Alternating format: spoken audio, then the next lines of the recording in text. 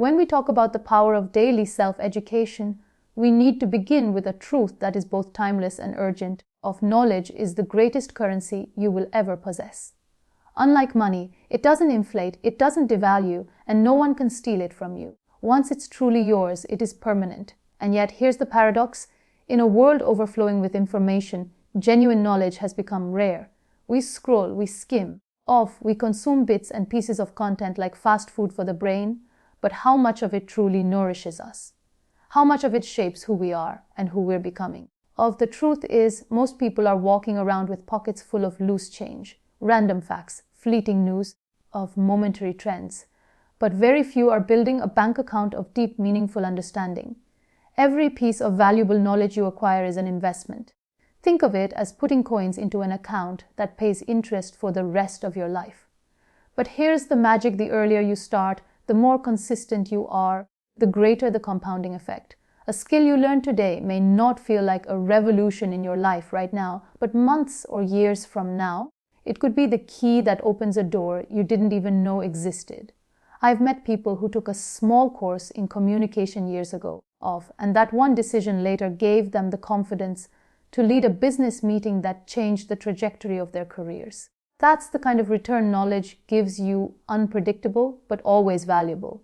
And knowledge is not just about career advancement or earning potential. It is about the way you see the world. It's about how you interpret events, how you make decisions, how you understand people. Imagine two people reading the same book, one with a trained, educated mind, and one who hasn't made the effort to grow intellectually. The first person will see layers, connections, and meaning that the second will miss entirely. Why? Because knowledge builds frameworks in your mind. It gives you the architecture to hold complex ideas and the vocabulary to express them. Without that framework, life remains flat, events feel random, and problems seem overwhelming. But there's another layer to this. Knowledge is also a form of power. And like all forms of power, it comes with responsibility. You can use it to create or to destroy, to lift people up or to manipulate them.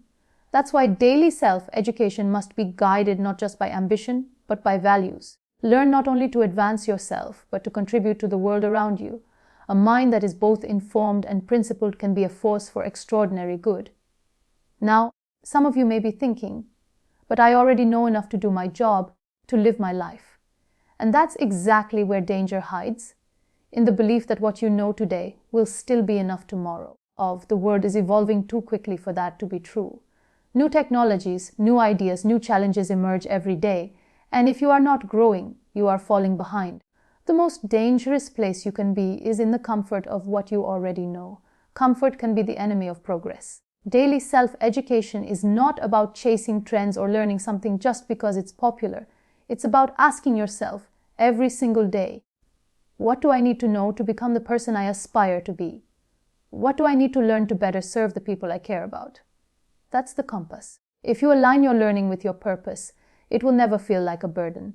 It becomes an act of self-respect. Think of it this way. Every day you are either feeding your mind or starving it. There is no neutral. Just as the body weakens without proper nourishment, the mind grows sluggish without new challenges. But when you feed it daily with knowledge, from books, from conversations, from observation, or from experience, you start to notice something. Your thinking becomes sharper. Your confidence grows. You can enter a discussion and contribute meaningfully. You can hear a problem and see solutions others overlook. That is the quiet, unshakable strength of a mind that has been invested in daily. And perhaps the most beautiful part is this: knowledge is the only wealth that grows when you share it. If you teach someone what you know, you lose nothing. In fact, you often deepen your own understanding. Unlike material possessions, knowledge multiplies when it is given away. This is why the most generous people are often the wisest, and the wisest are often the most generous. So if you take nothing else from this, remember this: knowledge is your lifelong currency, but its value depends on whether you choose to earn it every day. Start small, but start now. Read a page. Listen to a lecture. Learn a new word. Take a moment to reflect. These are your deposits. One day, you will look back and realize you are living off the interest of the choices you made to learn when no one was watching. And when that day comes, you will understand the richest person is not the one with the biggest bank account, but the one with the fullest mind. If knowledge is the currency of personal growth, then consistency is the vault that protects and multiplies it. You see, the difference between someone who occasionally learns and someone who transforms their life through learning is not found in the size of their effort, but in the rhythm of it. Consistency is the quiet, almost invisible force that turns fleeting effort into lasting change. The human mind is a fascinating thing. It craves novelty, new experiences, new ideas, new challenges. But at the same time, it thrives on stability and routine. The problem is, most people treat learning like a burst of inspiration. They pick up a book for 2 days, they listen to a podcast for a week, they take a course and then move on, feeling good for a moment but returning to their old patterns. That's not transformation. That's entertainment. Real growth happens when you show up for yourself. Day after day, even when the spark of excitement fades, we often overestimate what we can do in a single day and underestimate what we can do in a year of steady, intentional effort. Imagine planting a seed and then walking away because you don't see a tree in 24 hours. You wouldn't do that in nature, yet so many of us do exactly that with our own minds. We plant an idea, a habit, a skill, and when the results aren't immediate, we abandon it. What we fail to realize is that the roots of our learning are growing beneath the surface long before we see the first signs of progress. Psychologists call it the compound effect, the principle that small actions, repeated consistently, lead to exponential results. It's why 20 minutes of reading every day will make you a better thinker than reading for 5 hours once a month. It's why practicing a skill for 15 minutes daily produces more mastery than an occasional burst of practice. Consistency allows learning to sink deep into your subconscious, to become second nature, until you no longer have to think about doing it. You just do. And here's something most people don't talk about. Consistency is not a talent, it's a decision. People like to believe it's a personality trait. I'm just not a consistent person. But consistency isn't something you're born with. It's something you choose over and over again, even when it's inconvenient. Especially when it's inconvenient. The real test of your commitment to growth is not how you act on the days when you feel motivated, but how you act on the days when you don't. There will be mornings when your mind whispers excuses. I'm tired. I'll do it tomorrow. One day off won't matter. But the truth is, every skipped day is a message to yourself. It's a vote for who you are becoming. If you skip enough days, you send your future self a very clear message. This isn't important. And then you wonder why years pass without change. It's also important to understand that consistency doesn't mean perfection. Life will disrupt your plans. There will be sick days, travel days, and moments when you simply can't do your full routine. That's okay. What matters is not avoiding all interruptions, but returning to your path as quickly as possible.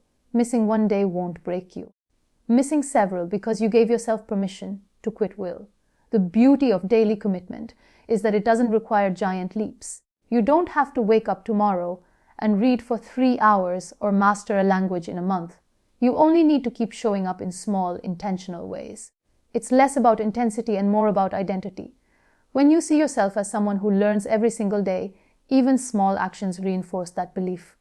Over time, your habits shape your identity, and your identity shapes your destiny. The irony is that most people spend their lives waiting for the right time to commit, a new year, a new month, after the busy season, after the kids grow up. But there is no right time.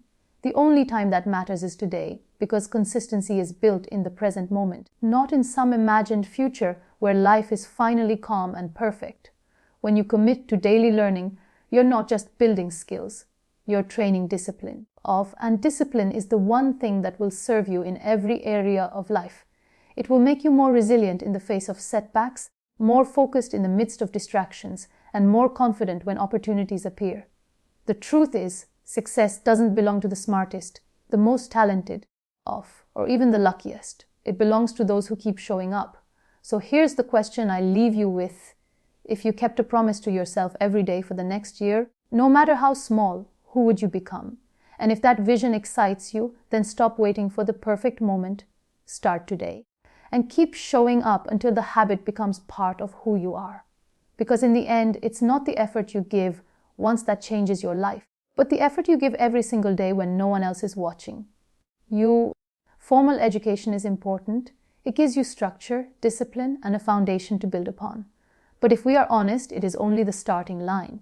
The truth is, the world doesn't stand still just because you've graduated. The day you leave the classroom is the day your real education should begin. Unfortunately, for many people, that is also the day it stops. They close their textbooks, receive their degree, and assume they are prepared for life. But life, unlike school, doesn't hand you a syllabus. It doesn't give you a clear set of assignments or deadlines. It throws you into situations that demand knowledge you weren't formally taught, skills you never practiced, and perspectives you didn't even know existed. If you rely only on what you learned in school, you will always be playing catch up. Because while formal education is finite, the need to adapt is infinite. And adaptation requires self-education. Think about the pace of change around you. New technologies are reshaping industries. Jobs are disappearing and new ones are emerging that didn't exist 5 years ago. Social norms, cultural shifts, global events, all of these change the landscape in which you live and work. In such a world, your degree is not a ticket for lifelong success. It is simply an entry pass to the game. Staying in the game requires the commitment to keep learning long after the applause of graduation fades. Some of the most successful people you will ever meet have no formal qualifications in the fields they have mastered. They are not bound by the limits of a curriculum. They follow their curiosity. They read voraciously. They ask uncomfortable questions. And they surround themselves with people who challenge their thinking. They know that learning is not something you do to pass an exam. It's something you do to pass through life with clarity and purpose. And here's the subtle truth. Self-education is not just about gaining knowledge, it's about gaining perspective. A school can teach you the facts of history, but it can't give you the wisdom to see how those patterns repeat in the present. A university can teach you business theory, but it cannot prepare you for the emotional weight of leading people through uncertainty. Only experience combined with ongoing learning can do that. When you commit to educating yourself daily, you start to see connections between ideas that others miss. You may be reading a book on psychology and suddenly understand how it applies to leadership. You may study a bit of philosophy and discover insights into your personal relationships. This is where the power lies, in the ability to cross-pollinate ideas from different disciplines to solve real problems. That is not something most classrooms are designed to teach you.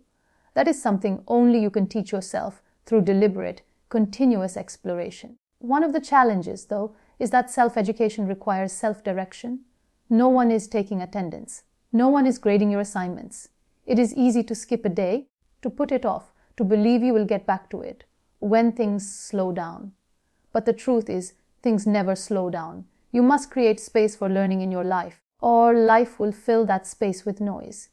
And the longer you delay, the more you will feel that gap widening between where you are and where you could be. Self-education also demands humility. You have to be willing to admit that you don't know, to challenge your own opinions, to risk being wrong.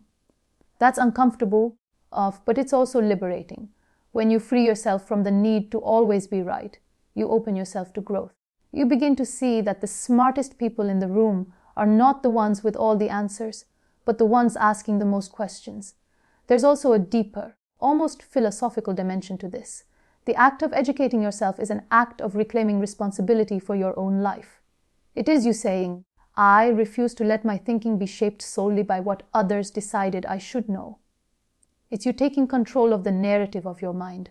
And when you do that, you become far less dependent on circumstances and far more resilient to change. So the next time you think, I already know enough, stop and ask yourself, enough for what? Enough to get by or enough to thrive? Enough to survive today or enough to stay relevant tomorrow? Because the world will not slow down for you. The only way to keep pace is to keep learning. If there is one thing you should remember, it is this: formal education can make you competent, but self-education can make you exceptional. Competence will earn you a job. Exceptionalism will give you a voice, a vision, and a legacy.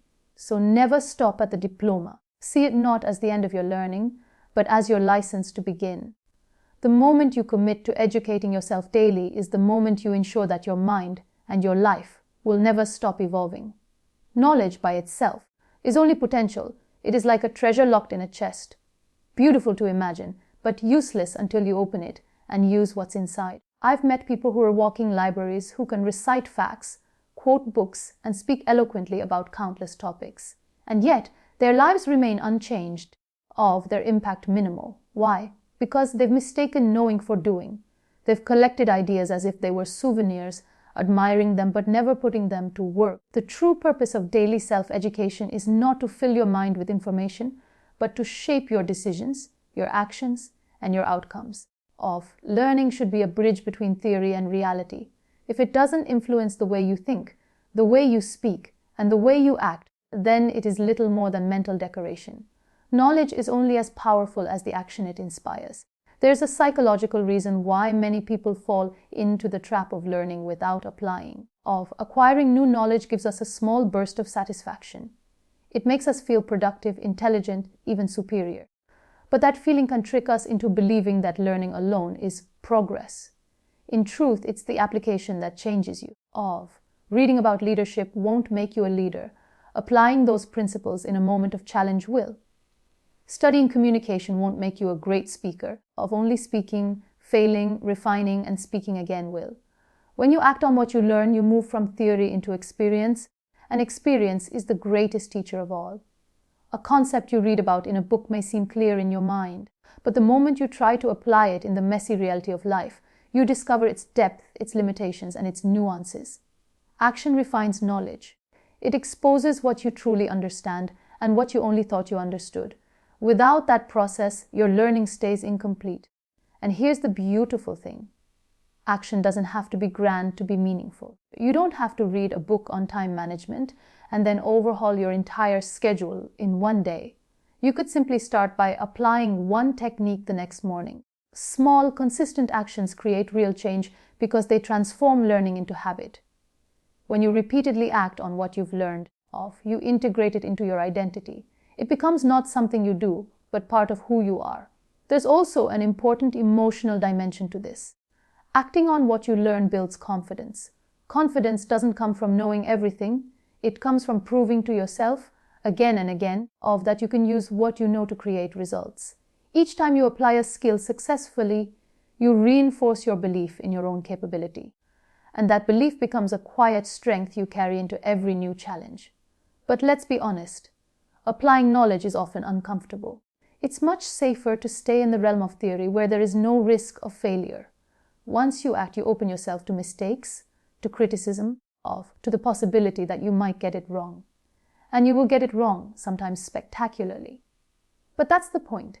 Mistakes are not the enemy of learning, they are the accelerators of it. Every error teaches you something no book can, about resilience, adaptability, and humility. We have to shift our relationship with failure if we want to truly live out the power of what we learn. Failure is feedback. It's the world saying, not quite. Try again, adjust, and you'll get closer. The people who grow the fastest are not the ones who avoid mistakes, but the ones who act quickly, fail often, and learn relentlessly. Another important truth is that knowledge applied is contagious. When you act on what you've learned, you create ripples. Others see your example and are inspired to act themselves. Your courage to apply a lesson may be the very spark that ignites someone else's transformation. This is how knowledge multiplies, not through storage, but through use. The real challenge, then, is to make a habit of moving from learning to doing. When you read a book, ask yourself, what's one thing I can implement today? When you attend a seminar, leave with a plan to apply a single concept in the next 24 hours. When you hear an inspiring idea, resist the urge to just nod and agree. Decide where in your life it can make a difference and take the first step immediately. The gap between learning and doing is where most potential is lost. If you close that gap quickly, you will live a life that is not just well-informed, but well-lived of. So I'll leave you with this. The measure of your growth is not in the number of books you've read, the seminars you've attended, or the certificates on your wall. It is in the way you live, the decisions you make, the impact you create. Knowledge unused is like a lamp kept under a cupboard. It cannot light your path. Let your learning guide your steps, not just your thoughts. Turn ideas into action, and you will discover that the real power of knowledge is not in possessing it, but in putting it to work.